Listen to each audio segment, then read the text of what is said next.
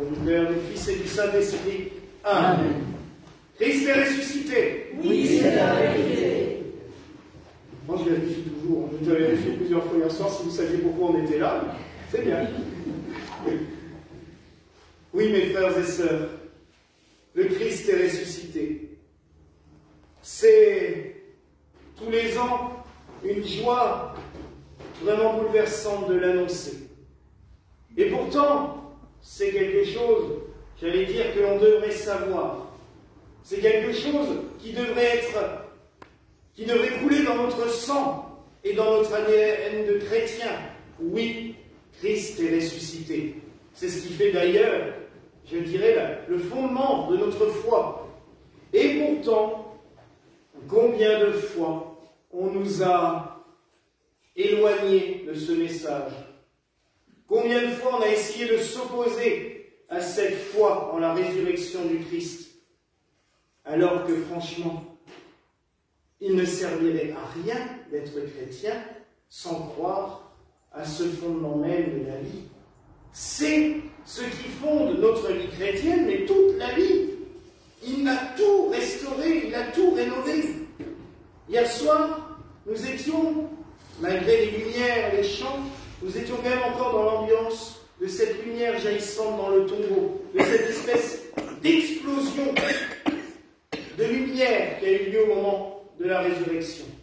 Ce matin, nous sommes dans la joie de celles qui ont approché les premières du tombeau.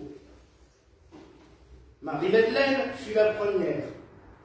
Bon, chez nous, c'est le Père Glenn qui a fait le rôle de Marie-Madeleine, puisque c'est lui qui a été au tombeau sortir le corps du Christ, et qui nous a chanté d'ailleurs les paroles de Marie-Madeleine, puisque la séquence les Victima Pascal Lodes que nous venons de chanter, nos chrétiens immolons nos louanges à la victime Pascal, l'agneau de Dieu qui s'immole pour nous, et un peu plus loin, c'est les paroles de Marie-Madeleine, et le dialogue avec les disciples. Dis-nous Marie, qu'as-tu vu sur le chemin? J'ai vu le sépulcre vide, le suaire posé dans un coin, les anges qui m'ont dit il est ressuscité. La première à avoir annoncé le message de la résurrection, c'est Marie-Madeleine. C'est exceptionnel. Après tout ce qu'on lui a mis sur le dos à cette pauvre femme depuis 2000 ans, on en oublie que c'est elle qui a annoncé la résurrection. C'est elle, même si, il faut reconnaître que les disciples n'ont pas cru au début. Hein. Pierre, oui, en gros, ouais, bon, on va aller vérifier quand même parce que on n'y croit pas trop à son histoire. Et pourtant, les faits sont là. Le Christ n'était plus là. Il n'était plus dans le tombeau. Mieux encore, il était dans le jardin. Marie le voit. Imaginez, vous êtes là, vous avez quelqu'un que vous avez perdu depuis longtemps, puis tout d'un coup, vous voyez quelqu'un dans le jardin, ici, et vous dites, mais bon, bizarre, ça doit être le jardinier, c'est ce que dit Marie-Madeleine. Puis tout d'un coup, le jardinier se retourne et dit « Marie ». Et à la voix, elle a reconnu tout de suite. C'était lui. C'était le Christ. C'était celui à qui elle a tant prouvé son amour. Il est vivant. Mais pourquoi est-il vivant? Pas pour lui-même. Il est Dieu. Qu'est-ce qu'il en avait à faire de s'amuser à prendre notre nature humaine, de se casser la tête à vivre nos difficultés, à vivre au milieu de nous tous, qui sommes quand même toujours, je le répète souvent, une bande de têtus? Quel intérêt si c'était pas pour nous apporter la vie à nous? Il n'avait pas besoin de mourir sur une croix, pas besoin de souffrir, pas besoin de s'en prendre plein la figure, pour pas dire autre chose. Il n'avait pas besoin de tout ça. Tout ce qu'il a fait, c'était pour nous. Il faudrait quand même être vicieux, et je ne connais personne au monde qui s'est amusé à dire je vais souffrir pour tout le monde, pour porter les péchés des autres. Franchement, même le plus grand des prophètes ou le plus grand des personnages charismatiques ne fera jamais ça. Parce que lui, il était là pour bien plus grand que ça. C'était pas juste une vision humaine de je vais mourir devant tout le monde et puis tout le monde va m'acclamer? Non. Et si 2000 ans, j'allais dire après, 2000 ans après, on en parle toujours, c'est que ça a eu une portée un peu plus grosse, c'est un peu plus grande. Et que ce message de la résurrection, il est passé comme une traînée de poudre dans tout le monde. Je vous rappelle que dans le monde connu à l'époque, 100 ans après la résurrection du Christ, il y avait des chrétiens partout. Ils n'étaient pas toujours majoritaires, mais ils étaient partout. Ils sont partout, comme on le dit des fois sur d'autres. Ce message de la résurrection, ce message de Marie-Madeleine aux disciples, j'ai vu le sépulcre vide, le suaire et le linceul posés dans un coin, l'ange qui me témoigne et qui me dit qu'il est vivant. Ben, ce message-là a circulé. Il a fait le tour du monde. Et encore maintenant, nous le proclamons. Comme un message d'espérance. Hier soir, j'ai parlé beaucoup de lumière. En ce matin de Pâques, c'est surtout de l'espérance que j'aimerais parler. Car c'est vraiment un message d'espoir. D'espoir face à toutes les horreurs que nous vivons. À toutes les conneries que nous pouvons entendre ou lire. Il y a un message qui est immuable. Celui du Christ. Je suis venu vous apporter la vie. Après, il y avait des développements qui mangent ma chair et boivent mon sang demeure en moi, vivra éternellement. Ça, c'est les sacrements, mais le premier, je suis venu pour vous donner la vie. Le deuxième, je suis l'amour. Aimez-vous les uns les autres comme moi je vous aime. Aimez votre prochain comme vous-même. Donc, je le rappelle. Retenez bien cette phrase, parce que c'est bien, on retient toujours le début. Aimez votre prochain comme vous-même. Aimez-vous vous-même en premier, ça sera déjà pas mal. Parce que comment vous voulez aimer quelqu'un si vous ne vous aimez pas vous-même?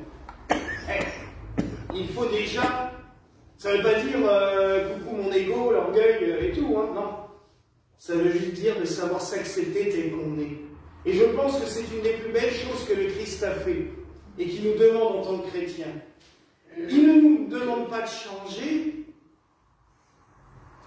il nous demande de faire le point, de savoir qui on est, ce qu'on est dans le monde, ce qu'on est par rapport aux autres, par rapport à nos proches, qui on est.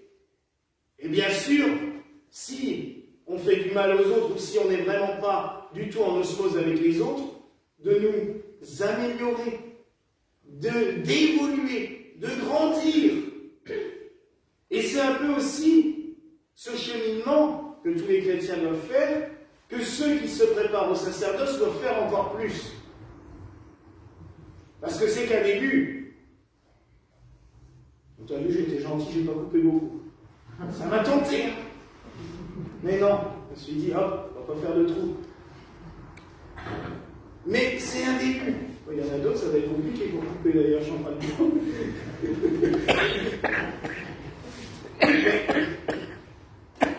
c'est qu'un début. En fait, la clé que tu as maintenant sur toi, tu avais juste ouvert la porte. Maintenant, il y a tout le boulot derrière. Et c'est long. Mais sache que toute ta vie, tu resteras portier aussi. Même l'évêque, quand il est consacré évêque, il est toujours portier. En fait, c'est pas parce que tu changes de poste que tu abandonnes ce que tu as fait avant. Non, au contraire. Alors dans l'Église, c'est pas une évolution où le chef en fait moins. Hein. Non, c'est le contraire. On en rajoute, et on en rajoute, et on en rajoute, et on en rajoute. Et plus on arrive, on avance, plus on en a sur le dos. Et le portier, et l'évêque, il reste toujours sacristain aussi des fois. Ben, toi aussi, quand tu seras prêtre. Et ici, on le sait, puisqu'on a tous des communautés qu'on doit tenir à bout de bras, ben, on doit tout faire. Mais c'est bien, parce que ça nous ramène à une réalité. On reste que des hommes. Et ça, c'est, je trouve, la beauté de l'Église gallicane, c'est que les prêtres, hommes ou femmes, restent toute leur vie des hommes et des femmes. On ne devient pas des Superman, on ne devient pas des gens hors du monde, qui n'ont plus aucune connaissance de ce qui se passe. Non. On est dans le concret. Il faut travailler pour vivre. Et ça travailler, hein. Faut vivre, tout simplement. Sa famille, ses proches, une vie sociale normale. Être des êtres humains parmi les êtres humains. Voilà, je pense, une des caractéristiques les plus belles de notre clergé. Alors oui, tu vas avoir du boulot. C'est clair. Comme déjà il s'en rajoute tout seul, il a déjà la manie de s'en rajouter tout seul, donc... Mais oui, il y en aura, ça c'est sûr. Mais franchement, quand on voit le patron, c'est pas grand chose. Oh, parce que quand on voit le patron, on a envie de bosser. Moi, c'est ce que je me dis tous les matins. Parce que pareil, hein, comme tout beaucoup, j'ai pas envie de me lever il y a des jours. Je préférerais rester couché. Dieu sait que oui, des fois. Et après, je me dis, ouais, bon, mais quand même, il y a de la chance. Il râle jamais. Quand il nous fait comprendre qu'on fait une erreur, c'est toujours en douceur, c'est toujours par un aiguillage sympa. Et puis, il nous donne tellement. Il a donné sa vie pour nous. Vous connaissez beaucoup de patrons qui sont prêts à mourir pour leurs employés? Non. Ben là, le nôtre, il l'a fait. Et ça, c'est chouette. Alors oui, il y a du boulot, mais c'est dans des belles conditions quand même.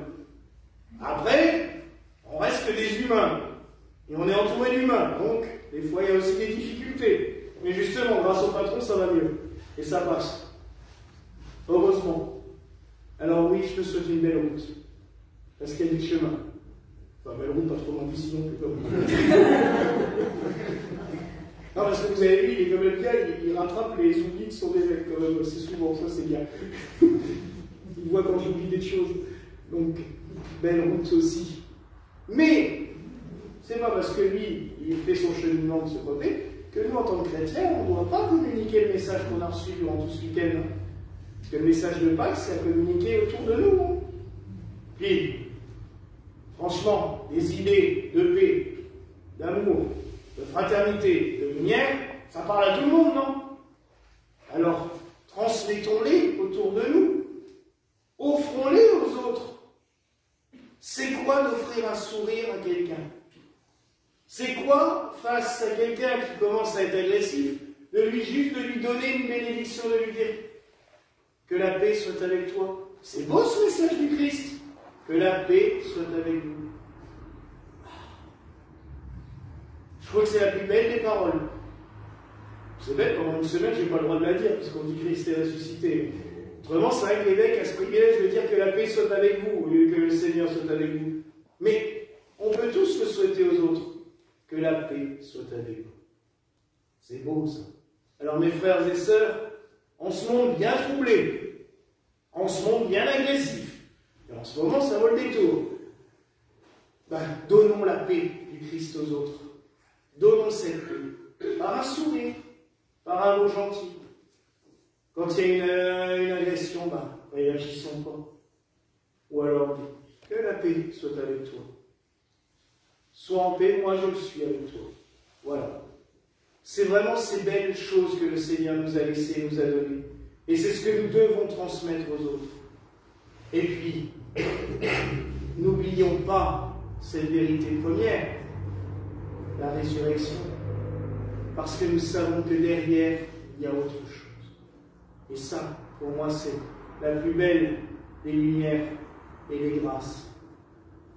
Tout ce que nous pouvons vivre sur la terre nous aide à avancer vers quelque chose de plus beau. Le chemin nous conduit vers le royaume des cieux. C'est ce que décrit l'Apocalypse. Dans la liturgie gallicane, nous allons lire l'Apocalypse durant toute la semaine, tous les jours, à chaque messe. Mais c'est ce message-là. L'Apocalypse, je le rappelle, cela ne veut pas dire catastrophe, cela ne veut pas dire destruction, cela ne veut pas dire la fin. Contrairement à ce qu'on nous rabâche sur tous les sites un peu bizarres. Apocalypse en grec, c'est révélation. C'est juste que Saint Jean a reçu la révélation de ce qui se passe dans les cieux, dans le royaume de Dieu, depuis la naissance du Christ jusqu'à nos jours. C'est rien de plus. Il ne va pas nous ravager, nous détruire. Il est venu pour nous aimer. Alors, oui, il nous conduit vers le royaume des cieux. Alors, c'est pas non plus la peine de dire oh, ben, j'arrête de vivre sur la terre, ça ne sert à rien, je préfère là-haut. Non. Non, non, ça ne marche pas comme ça. On ne meurt pas quand on le veut. Bon, c'est la nature qui fait que. Voilà. Mais, il y a cette lumière au bout. Et cet espoir de se retrouver toutes et tous dans la paix, autour du Seigneur, joliment dessiné d'ailleurs sur le devant d'autel que nous avons aujourd'hui, le retable de Gand, qui décrit magnifiquement la béatitude autour de l'agneau de Dieu. Il n'y aura peut-être pas les clochers flamands au paradis, je suis désolé, Madeleine. Hein. Là, sur le dessin, il y a tout plein de clochers flamands, mais il n'y en aura peut-être pas comme ça. J'espère qu'il y a des clochers, parce que sinon, il y en a une grimace s'il n'y a pas de cloche au paradis. Mais bon, en tous les cas, nous avons cette espérance de nous retrouver toutes et tous autour du Seigneur, et surtout toutes et tous ensemble, dans la paix et dans l'amour. Et ça, c'est beau. Puis enfin, juste pour voir si vous en souvenez, Christ est ressuscité. Oui, c'est la vérité.